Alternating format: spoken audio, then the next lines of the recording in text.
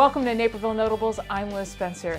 You have a treat today. We are sitting down with Ann Bobosky, and we're talking about education, leadership, and Naperville. Stay tuned.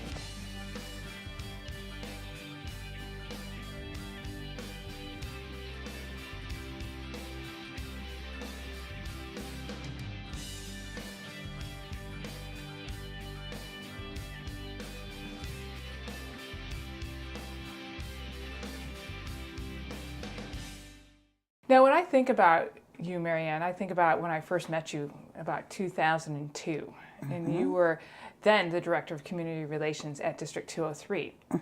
And then doing a little research for this Naperville Notable, I didn't realize you had such the education background, that you were a teacher first. I guess I just assumed that you were where you were.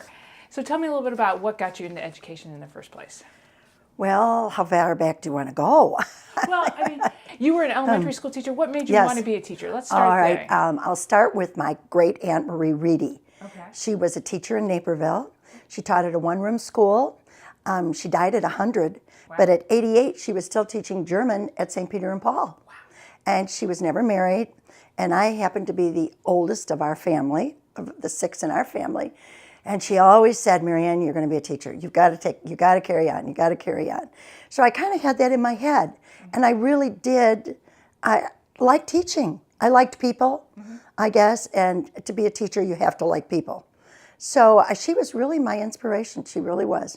She used to get it down on the floor with us when we were little, 6 and 7, and everyone loved her. Everyone in the town loved her. Well, you know, that story actually brings me, because I didn't know either that you're 6th generation Naperville. That you grew up here, your dad was a farmer. Yes. German heritage, the whole 9 yards. That's right. Both sides of my family, the Myers and the Reedies, came from Alsace-Lorraine in the 1800s, along with all the Worleys and the Drendels and all of our cousins way back. But yes, so my roots are in Naperville. Wow. So how does that make you feel, being a 6th generation and being a part of the school and just continuing that growth? Well, I'm really excited about it. I think it's just wonderful the way our town has matured. You know, back from the 50s when I was a farm kid and we came to town on Saturday nights and had Andy's popcorn, and that was the thrill of our week. Went to the show. Look what it is today. Every new person coming in brings more and more support for our community. And you don't move to Naperville unless you really like this town. I don't see many unhappy people in Naperville, which is just great. Well, it's funny because when you bring up the 50s and that, you know, Naperville really started to grow at that time, and the school district really started to grow, and that was because of an influx of scientists. They got a kind of a jump start into the school district that we know today. Right. And right. you were all in the mix of that, you know. Yes, my first teaching job was around 1970 at Beebe Elementary School. Well, that was on the North Corridor. I was a 5th grade teacher. Gene Drendel was principal. He heard we had come back to town. My husband had starting practice in Sterling, Illinois, and we came back in the summer, and he said, Ann, I need a teacher just to take over until I find someone for a 5th grade position, because I really want a man, but I'd like you to come and just help us out. Well, as it turned out, I was there that whole year, and then our son was born in July. But it was really exciting because the corridor was just starting to open up and boom. And all of these wonderful scientists were moving in, even as far as, you know, they lived here and taught at the University of Chicago. But we had Bell Labs, and they were such good parents. They believed in education for their children because they were highly educated. But not only them, it was a great blend.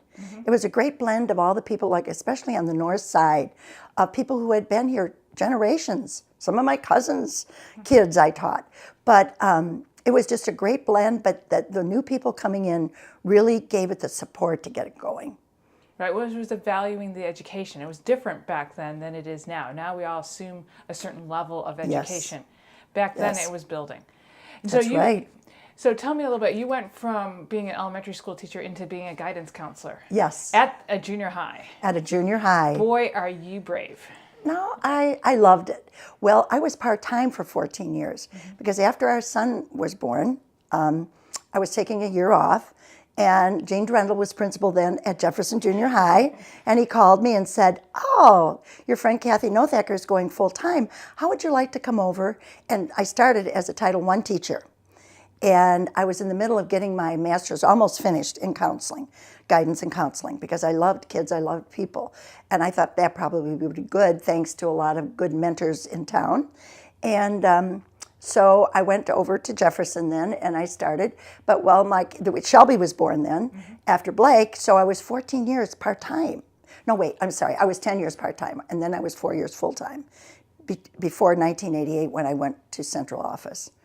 So, but I loved every minute of it. Well, and I'm sure your part-time was more like full-time, knowing you, so.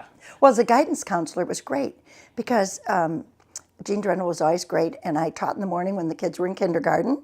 Then I'd come home and I'd make my calls in the afternoon, and the kids were taking their naps, so it really worked out well. That's great. And then you made, I thought, a little bit of an unusual move. You left the classroom and teaching and you were assistant to the superintendent, which is a little bit more office, a little bit more administrative. Well, there's a story behind that. I figured. Because we had not been passing referendums, tax referendums for schools, and we really needed it. Jim Clark was a very forward-thinking superintendent, who was our superintendent at the time. And in the meantime, Gene Drendel had went up to central office. He was assistant superintendent. Ron Gibson was there. He was elementary. Gene was high school. And they were trying to figure out why weren't they passing referendums. So they asked me to do an internship the first year. And my job was to get out in the community, was to start a foundation, start parent involvement, get the senior citizens in the schools, and start business partnerships. So I worked on that the first year. It was blind leading the blind, but they were so supportive. And then after that, it was made into a full-time job. And that was my job at first, to get all of that started. Well, that was a big job, and that was, I think, when I think of you, I think of those partnerships. I think of the business school partnerships. I think of hurrah, and I think of the other word that comes to mind is collaborator. You are very good at getting people to work together. How do you do that? Not everybody can do that. Well, it goes back to Harris Faywell. Is one of my mentors. He was a wonderful, wonderful man. He's retired now, but he was in our state House of Representatives. He was in Congress, representative in Congress, and he was so into servant leadership. He wrote a book on servant leadership. He even got a bill passed that President Clinton vetoed, so it never became a bill, on servant leadership, on the idea that a leader is not a manager. A leader is there to give support to his people. And at that time also, it was around 89, H. Clark was president of NALCO. And we started having all of our businesses come in, first as business partners, but then actually helping us with strategic planning and other things that were really important in the schools. But at that time, NALCO's administrative hierarchy was so different. H. Clark was at the bottom of the hierarchy, and the customer was at the top. And that's how we really started to think in District 203. Jim Clark was followed by Don Weber, who was just great. He went along with all of the new ideas coming in. And our parents were leaders. And then we met a wonderful researcher at Johns Hopkins, Joyce Epstein. And that was her thing, that parents should be leaders. Parents should not be having bake sales. Her favorite book was Beyond the Bake Sale. And it was true. I think I was out there 6 or 7 times to different conferences. But it was hard to get that in the heads of some of our good principals. Parents on curriculum teams, parents on the school leadership team, what? Well, after 2 or 3 years, she got to them. She came here several times to talk to our administrators. And I think that's what really got it started, because so many of our parents became leaders in partnerships. We had parents who were so frustrated, full-time working parents, who couldn't really help because they dropped their kids off in the morning, pick them up at night. Then we found out ways that they could help. For example, Marshall Fields. Several of our parents worked at Marshall Fields. Well, we started a partnership with Marshall Fields. And these 2 mothers wrote grants for Marshall Fields. And the school district, Ranchview Elementary was where their kids were.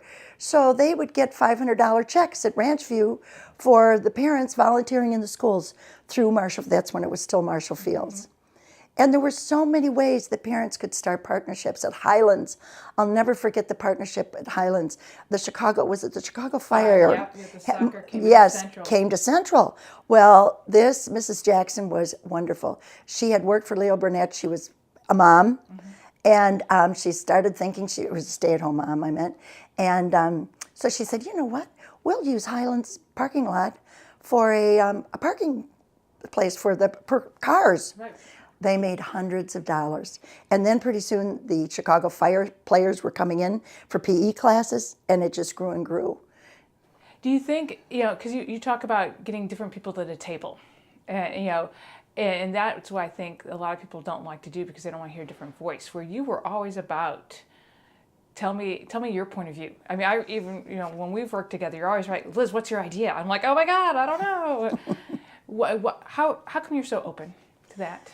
Well, I think I'm open to all of that because I saw how it worked. I saw how it worked when you weren't open, and I saw how it worked when you are open. And I really give credit to our school boards and to our superintendents who were willing to try it. It's not easy for a superintendent to sit back and have parents making comments and telling them what to do. Right. So I'm saying I think it's and the principals, can't forget the principals. They were just wonderful. Having parents on their school leadership teams. But you can't just do it. You can't be a manager and say, okay, this, and this. You've got to take it slow. You've got to get to know the people. You've got to get to trust the people. And that took a couple years. It wasn't easy. But the final result was we passed a referendum.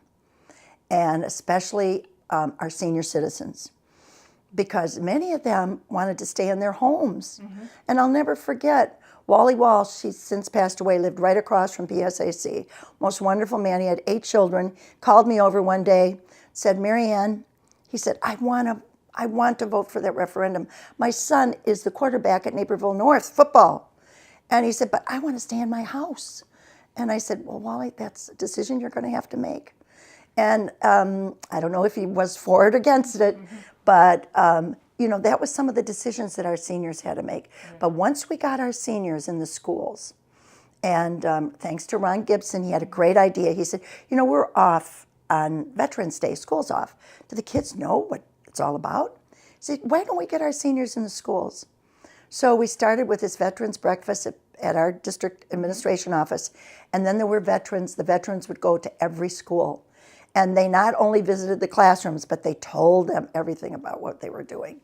And it brings to mind one of my very favorites, just passed away, Leo Kiefler.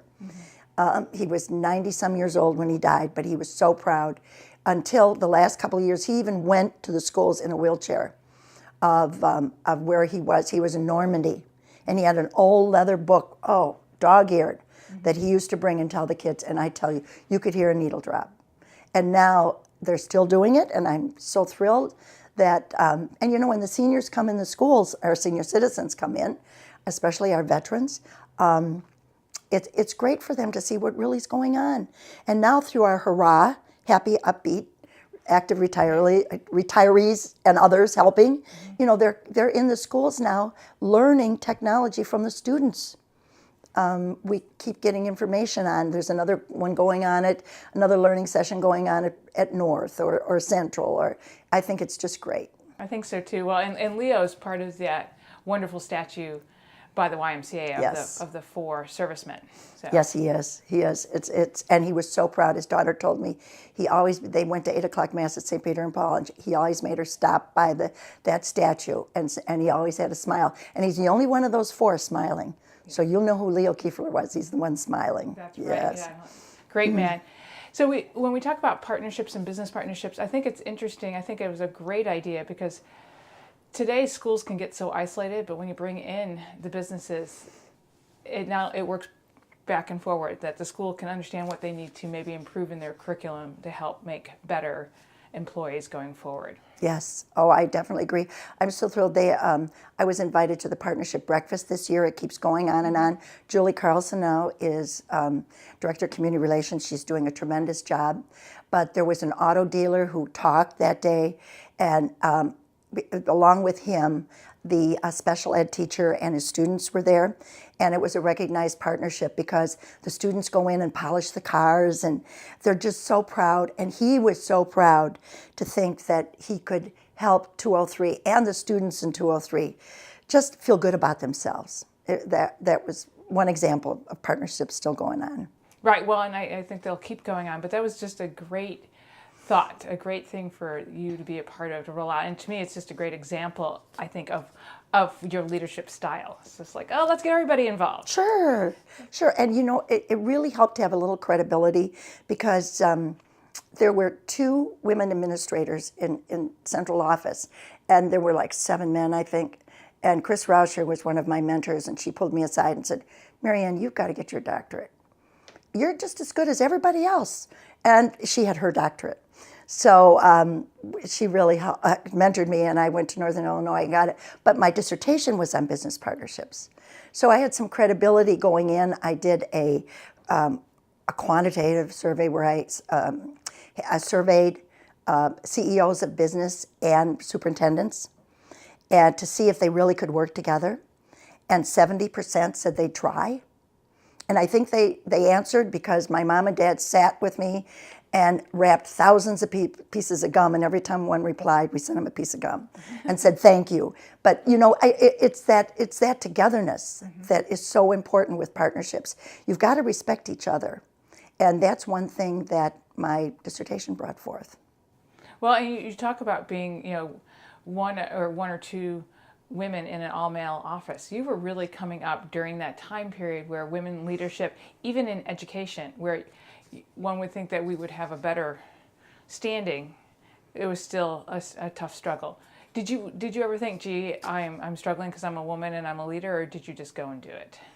Well, I just did it, but I had some challenges. We had a school board member, who I won't mention, used to call me the hostess with the mostest. Oh. And I thought, I will show him. And I did, but it was the role of women, at the time. So there was some struggles, but it was dogged, determined superintendents and central office and principals who got behind me, and that made all the difference. Right, because I think there were some holdouts, but there were some men of that era too that recognized it. Yes, exactly. And they knew, bottom line, we had to pass referendums. Right. Our District 203 wouldn't be what it is today. Right, and they figured that they didn't have, that wasn't what they wanted to do. They wanted you to do it. That's exactly right. Don Weber joined Rotary. Jean Drendel was in Rotary. All of a sudden, our administrators were getting into different organizations, Kiwanis, Lions, and through the partnerships, they were getting into the businesses, especially Edward Hospital and Central. They had a fabulous partnership. But the principals were seeing it really worked. Well, and that goes to my question about what's the value of community relations to a school? Because you would think you would have it automatically because you've got all those kids in there and all those families, but you didn't have it. You had to go get it and show it and show your principals and your administrators it was valuable.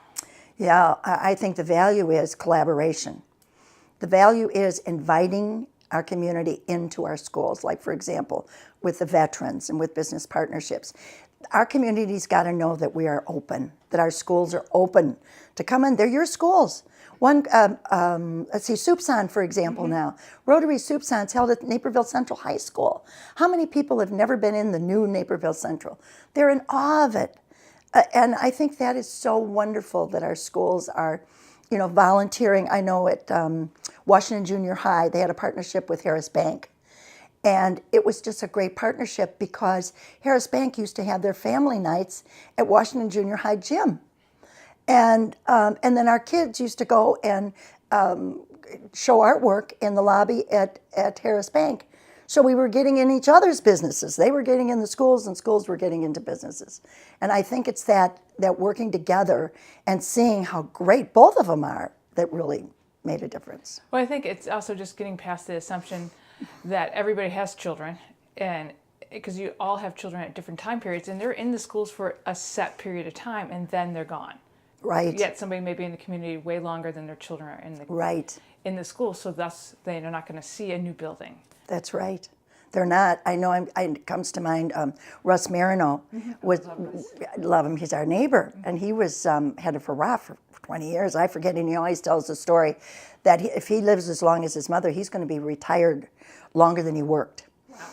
And that really always hit with me, because think of all these people that are retired, and they want something to do. They really do. And I still am in Hurrah, and I volunteer at Prairie Elementary School, but there's always 3-4 people on Fridays who come in, and I've been in Jenny Rogers' class. I had her at Jefferson. She was one of my students at Jefferson, and now here I am working with her in her classroom. Comes full circle. It's great. It's great. Now, you've also had leadership roles outside the school district. You were chairman of the board for the Naperville Area Chamber of Commerce. Tell me a little bit about that. Well, What year was that? that was like 2003. I had just retired, Right. just in 2003, and I had been on the board somehow for 6 years of the chamber. I don't know. I took somebody's place, and then, and Mike Scar was the president of our business partnership committee, the first president, who was just a dynamo. He went and told that board of education they better get behind the schools if they know what's good for them, and he was just wonderful. So he was the CEO of the Chamber of Commerce at the time, and I think he kind of got me on some committees because, hey, you've got to get out there in the community. And then we got other people in our school district as part of it, and I was on the education committee of the chamber, and it kind of just evolved. My leadership role evolved, and then they asked me. Pat Benton was president before I was, and he came one day because he had been president of our partnership council, and said, "Marianne, would you consider it? And you're vice president first," so I had time to work through it. But it was a wonderful experience. It was just a wonderful experience. We started PAC that year. We moved up to Main Street. We moved up to our new headquarters, and it was a great experience working with all of the businesses. It was a big year for the chamber with that move. It was challenging. It was challenging, but here we go again. We had a great board. Everyone worked together. I'll never forget Dwight Ackley was on the board, and it was in his building, and I know he gave us a great break to see if it would work, and look at here it is today. That's right. 12 years later, yeah. Well, and that was, the chamber has been really good and the board about having women as their leaders. They've Yes. had quite a long list of them before and after you. What do you think about that? I think it's great. I think they recognize women leadership. Look at Anna Marie Seawick. She has volunteered everywhere in this town. She was a tremendous leader. And I think sometimes women have that touch. They know how to say thank you. They know how to write a personal note maybe and say, "We really appreciate what you're doing." I'm not saying the men do not, but I live with one, and I have to remind him sometimes. But I just think sometimes it's nice. I call it steel magnolias, kind of, because, you got to be a woman, but you got to be a leader, too. And I think if you have that right kind of leadership, that servant leadership, well, let's see what you think. And before you know it, they're coming around. So That's excellent. Now, and I want to go back to the school for a little bit because I got off on leadership there with it. But you had the director of community relations role. That role kind of evolved for you. They hadn't been one. Right. And it was the school, again, recognizing the need. But you really took it to all new heights, which I'm not surprised by. Well, it was a directive of Jim Clark. I still talk to him. He's retired in Colorado now. But he really, it was a big one. I sat down, I can still remember the day in his office. I said, where do I start? Foundation, partnerships. These were just some, he had been the superintendent in Batavia before, and he had some ideas, and he was great. He let me run with the ideas. I'll never forget the first thing I did was assessed all of the summer schools in our area. He was going to have summer school. All right, he did that. That was his idea. Then I went to North Central College. They had like 40 summer school classes for kids. And the Park District, and we decided after collaborating with all of these entities that we really didn't want to push partnerships. So I think all of us working together and, and the foundation. Where do you start with the foundation? How do you start it? Well, by the grace of God, we got 70 wonderful people who donated the first $1,000. Wow. And some of it was in kind, some of it wasn't. But that was a combination of educators and community leaders. The Ed Chanels, the Ken Carandas, the John Matzocks. You know, I called and we had a breakfast and they said, oh God, what are we going to get into now? Yeah. But you know what? Ed and John started this Kid Booster Fund in the foundation. It was their idea. And Don Weber had come into it then and said, great, because we really didn't have a place to find money for kids who needed wheelchairs and computers. And Ed was president of Sound Incorporated at the time, and this one girl up at Naperville North needed a computer so bad. She was being raised by her grandparents, and before you know it, there was a computer in that home. They hired some of the students. They started giving scholarships through the foundation to students who were really, really needy. And they had one boy that they were really, John and Ed worked and worked and worked. And I think he finally graduated from college, junior college. But boy, they worked. They found out education isn't a piece of cake. And it was great for them to find that out too. But it was, you know, people like Al Rubin, Carmen DeGiovanni. I could go on and on and on. Tom Myers, who said, yes, our bank will get, you know, we'll start you with $1,000. We had a big party over at the GM building with, and Carmen was our first treasurer to celebrate. And Al Rubin brought all the food, and it was just a really wonderful community event. Well, I think that's great. Well, I think the Kid Booster is such a wonderful fund. I mean, Yes. It helps a person without losing their dignity. It helps the student that way. And now, if we fast forward to where we are now, there's a big pull on that. Yes, fund. there is. There's a lot bigger need right now in the community than then. There's going to be a luncheon at Hugo's. The students at Washington Junior High serve it, and it's a partnership between Hugo's and Washington, and all of the proceeds go to Kid Booster. That's wonderful. So it's great. It brings some of the people who had been involved long ago on it and makes them still feel a part of it. Right.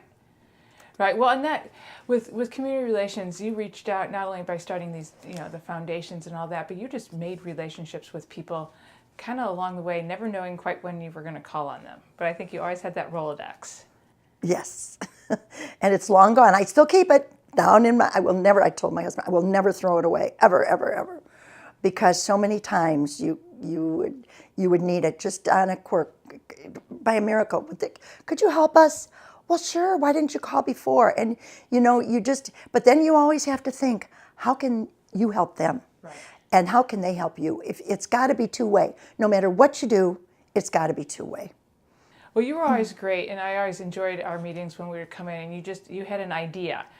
You wanted some video, or you thought about video for here, and you just had an idea, and we would just sit and chit-chat. Yeah. And you had an idea, but then it was like, everybody else could chime in on it, and we would walk away with a plan. Absolutely. And that's the only way, in my opinion, is to get this community involvement. Research tells us they have studied, this one professor at Northwestern studied communities in the state of Illinois, and they're finding out that the ones who pass the referendums are the ones who have community involvement. And not just public, private. We started so many public-private school partnerships. We found out that, we can all work together. One of the best examples is St. Peter and Paul School and North Central College. St. Peter and Paul were having their year-end programs up at the College of DuPage, and here was Pfeiffer Hall right across the street. And once that partnership started, and to this day, all of their programs are at North Central College. Well, that just makes a lot more sense. Doesn't it? Yes. And all we had to do is just kind of start talking, like you said. Point it out a little bit. Start talking. That's right. That's right. And when you're talking about community relations, Dan Bridges had the big Future Focus recently, sort of a re-engagement, because we lost our way a little bit. What did you think about that? I thought it was wonderful. I went to as many meetings as I could, but here he was, and back to 1988 again. He was doing exactly what had to be done back then, and he's continuing it now. I think he's an outstanding superintendent because he's willing to listen. And that's exactly what happened at all of those meetings. It brought the community in, and the administrators and the staff were listening to the community. anybody can make an appointment with Dan, Yes. and it's not, overly. You're welcome. Right, yeah, it's not scrutinized. It's like, oh yeah, you want to talk to Dan? Here, he's available at 2:00. Can you make it? And Absolutely. I've got to tell you a cute story. Our granddaughter, our oldest grandchild, is student teaching over at Lincoln. wow. And she didn't even know she had Dan's daughter in one of her classes.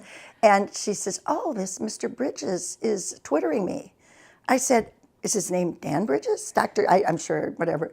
And I said, yes. And she said, oh, he was saying the nicest things about a program or something. But this is what this man does. And this is what some of our principals do. It's wonderful. I just think it's great the way they're supporting the students. Mary Ann, you are just, because of the history, I thought this was a great moment for you. Sixth generation Naperville, community relations director, brought up the foundation, and then you get a call from the Latshaws. Actually, the son of Mrs. Latshaw, who, I'll let you tell the story about the Latshaw. I mean, they're old Naperville. I mean, they go way back. They go back to the Napers. Yes, Jane Latshaw Shearer was the first centennial queen Yes, she was. in Naperville. Yes, well, I'll go way back with my history. Yeah. It was a Friday at 5 o'clock in the afternoon. I think I was about the only one in the offices in our area. And they said, this gentleman is calling from Colorado, and we talked to him, and I said, oh, yes. And he says, this is John Shearer. He said, my father recently died. He lettered in 4 sports at Naperville Central High School, and my mother went to school in Naperville her entire life, and my father just passed away, and we're trying to think of how we could honor him. And I would like to work with the foundation and get some ideas. I'd like us to work together with my mother. And I said, at that time, we were starting endowments with $10,000. I said, well, we usually start with $10,000, or we could work something out. He said, well, I was thinking of about $500,000. And I said, oh, let's talk. So the bottom line is, John and his mother came to town, and we found out all the history about the Latshaw family. And John drove around town with Peggy Frank at the time. And my husband Brand always seems to get into things. He's there. He's there. Well, and he provided a really big component, because there's a love story there, which I think worked really well between Jane Latshaw and Billy Shearer, way back from elementary on through, which is so sweet. Yes, yes. And then to have, and this goes to your collaboration again, to have Century Walk, which happens to be run by your husband, jump in there and help bring together a statue to go at one of the schools, which happened to be Naperville Central, which was really appropriate of this wonderful young man playing basketball. Nice Yes. jump, a nice shot to the basket. Yes, yes. And let me start out with, he first of all gave $250,000 for scholarships. Every year there is a scholarship for an education major and a scholarship for an athlete given at Naperville Central High School in the Latchaw's memory, and it's part of the endowment of the foundation. And then he just happened to, like you said, fall in love with Century Walk, and he saw some of the statues, and that was his idea for the basketball player, and they moved it to a really very appropriate place. It looks great after the construction. Mm-hmm. But I think the real heart sculpture in our community is the picture of the kids on the bench right across from Sullivan's. Right. And they're holding hands, and it's Billy Shearer and his girlfriend Jane Latshaw when they were in 3rd grade at Ellsworth Elementary School. And you've got to look at the side of it, because on the side there's 2 letters. And one is from 3rd grade, from Jane talking about that Billy was to Billy because he was sick one day and she really missed him and said, love Jane. And the other one, there's a place for a quarter, because when Bill Shearer was a senior in high school, he bet his best friend 25 cents that he would marry Jane someday. And he did. About 6 years later, he didn't marry. So the kids on the bench, I think, truthfully, is one of my favorites, because you always see families there reading the story. And really, isn't that what Naperville's all about? Love of family, and anybody that questions it has got to go read that letters. Yeah, I think it's great. I think the kids on the bench is wonderful. And you can sit down next to the kids, and you see that a lot, and people taking pictures. But to me, that's just a wonderful way of getting the school, the history, all into the public eye. Absolutely. Absolutely. And that's the whole theme of Century Walk. It's there 24/7, and it's free. And anyone can go there anytime, night and day. And the same with the high school. You see kids going up reading it, and with the pancake breakfast that was just there. All these people are up there reading about Bill Scheer, which is wonderful. Right. No, and there's so many good examples across town on that, and that's just it's community involvement, and that it's large money, and at that time, the community had a lot of wealth, and now if we fast forward to today, we are probably not in quite the same state. I agree. I think some of our wonderful fathers of our community, like Harold and Jim Mosier and Mr. White from the newspaper, from the Naperville Sun, Right, Harold White. I mean, they were just wonderful contributors. I'll never forget Harold Mosier. We met when my very first year, we didn't pass a referendum because we hadn't gotten started yet. Harold called me up and said, "Mary Ann, why don't you come out to White Eagle for lunch?" And I went out and met with him. He was in the same class as my dad, class of 33 from Naperville High School. And he said, I think you're asking a little too much. You wait a couple years, you work on people like me. He said, we'll get out there, we'll say it's good. And he said, ask for a little less, you'll pass it. And guess what? A year and a half later, we passed it. Harold was absolutely right. But they not only had money, but they had foresight and insight. Jim Mosier, I'll never forget, that's really how the DuPage Children's Museum came to Naperville. Ruth Faywell and I were on an advisory council when the museum was over in the basement of the Wheaton Park District, and they had to move. And Ruth Faywell, she's another mentor of mine, she said, why don't we get all these people together and let's have a breakfast? Well, guess what? We got the Jim Mosiers over there, and the Kenny Carandas, and the people who really were supporting our town. And it took some time, but the museum board was able to work with Jim Mosier, and that's where the museum is now. Right, well, that's Mosier Lumberyard. Right, property. right. That's exactly right. But it could have been someone from Chicago who wanted billions and millions and wasn't willing to work, but he did, and it's wonderful. Well, he had a lot of foresight on amenities. Yes, he did. He and Harold and Jim with the Riverwalk and all of that philanthropy. Yes. Amazing. They were givers. They were. And they just understood their role, their ancestors, their grandfather, their father. They helped support the town. And another one is Al Rubin. Mm-hmm. His father was wonderful, and Al always stood. And to this day, Steve Rubin is there supporting Century Walk, right. In that beautiful alley there with the Naperville Loves a Parade. Yes, Steve is behind that 100%. I said, so it really is still going. It's just more and more people like Steve and his generation are coming forth and saying, hey, how can we help?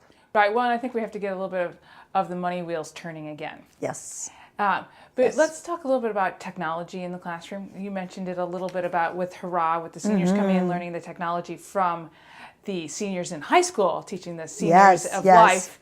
But how do you think technology is impacting our schools, and how is it going to help push us forward, and what are we going to do with it? Oh, technology is it. Yeah. Period. It. If you don't know technology, forget everything.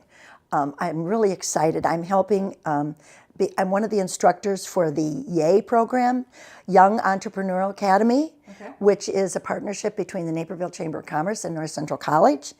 And at this time, we're going to graduate 12 more students. Last year, we had 22 who start businesses. And guess what? I said this because half of the businesses these young people are starting are dealing with technology.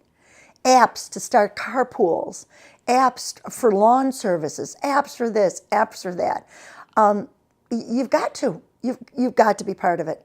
And those of us in our generation, we better keep up, or we're not going to be asked to be on foundations. And I'm busy looking at, I think about 30 applicants for the Caranda Scholarship at Naperville North High School. Guess what? I had to learn how to use a Dropbox. And I find out it's wonderful. So I think it's great that the young kids are helping the seniors especially at North, that there's so many things we have to learn. And all of the Janina Carrico grants, teachers are applying for that grant now. And it's wonderful. Everything's online. I go up and down, I read it, I can go back and forth, and I get excited. I get excited like the kids when I find something out that I can really do this. My mind's not too old. I got to keep going, but I can do it. So. You're never going to be too old, Marianne. No, I don't think so. Got to keep that mind going, but it's in. It's in. In 5th grade, when I would go over to Prairie every Friday, oh my goodness, it is the only thing I thought it was really interesting. Tracy Dvorak is the principal, and Jenny said the other day, now Tracy, our principal, asked that please keep the computers on your desks because they love to lay on the floor and compose with a computer on the floor, and sometimes it jazzes up some of the technologies. So the computers are on the desk, but these kids compose on them. They open their minds to so many things. You're so funny. No. So when you're at that 5th grade at Prairie and you're looking at those students, what do you think about the future of education? Where's it going? Oh, it's so exciting. It really is that we have wonderful teachers in our district. I mean, District 203 can have the pick of the crop. They have wonderful teachers like Jenny Rogers, who was voted the outstanding teacher so many times of this and that. But they also have the new teachers coming in. And what I love to see is there's so many male teachers now. Who come in and out of the classroom, and the kids really relate well to them. And this is a vocation for them. They have a passion for it. And what really makes me happy is I see the future great, because the teachers in our classrooms today have many challenges, the tests that are really kind of directed by the federal government, and I won't get into it. But they're keeping smiles on their face. They have no choice. And so they're going along with it. One of the things I remember right when you were retiring and Dr. Leese was coming on, it was the idea that we're not going to know what the jobs are, that no longer can we train for the jobs. We just have to really make students that can adapt and collaborate and learn, lifelong learners. Do you think that still holds true today, even more so? Even more so. And back when I was talking about partnerships, et cetera, we said, talking about jobs, it's careers, who knows what are going to be the careers 10 years from now. And I can still hear Alan Leese. He was so great at doing that and making, stretching minds. And that's why I think it's so important, and I see in the classroom today, the most important thing is to teach kids how to think and how to think for themselves and not think like the person next to them. And it's okay to make a mistake. I hear it in my sleep at night, Jenny Rogers saying when a student comes up so upset that they didn't get a perfect score. That's okay. It's okay to make a mistake. That's how you learn. You stretch your mind. You're going to go back and you're going to work harder, in particular math and science. And, when they're doing all of their writing, I'm sure my great Aunt Marie Reedy would have had a fit if she would have read some of the writing, because guess what? Now we don't worry about how it's spelled at first. You want that idea to get on paper. You don't want to worry about a comma, a period, or a capital letter. And it's just wonderful now. I think stretching kids' minds, teaching them how to think. Because if they know how to think and they do good in this global world, it's going to be great. I'm learning a lot from our daughter. Whitney and her family are over in Munich, Germany. They've been there 8 years, and their children are learning.